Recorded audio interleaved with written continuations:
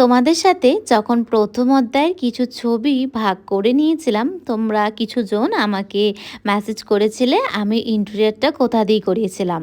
সেটা তোমাদের সাথে একটা আলাদা করেই একটা পার্টে শেয়ার করে দেব। তবে তার আগে বলি, লিভিং রুম উইথ কিচেন কোথায় কি হবে, কীরম হবে, কালার কম্বিনেশন পুরোটাই কিন্তু আমার আইডিয়া প্রথম থেকেই মাথায় ছিল।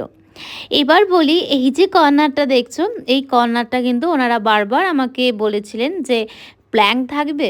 আমি বলেছিলাম হ্যাঁ, আমার না প্রথম থেকে ওই গিজে গিজে ব্যাপারটা একদমই ভালো লাগে না। তবে এখন খুবই ফাঁকা লাগছে। আর এই কাপগুলো না এখন বেশ একটা অ্যাস্থেটিক ওই কিউট লুক দেয়। কয়েকটা অর্ডার করেছি, এই যে এই কর্নারটা।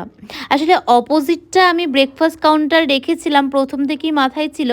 আমি ভেবেছিলাম ব্যাগটা পুরো ব্ল্যাঙ্ক থাকুক, তবে দেখলাম খুবই ফাঁকা লাগছে। তাই এই যে বাকেটটা দেখছো, এইটা ফল কেনার জন্য কিনেছিলাম, রাখার জন্য কিনেছিলাম। কিন্তু এখন দেখলাম বাইরে ফল রাখলে না বেশ পিঁপড়ে হয়।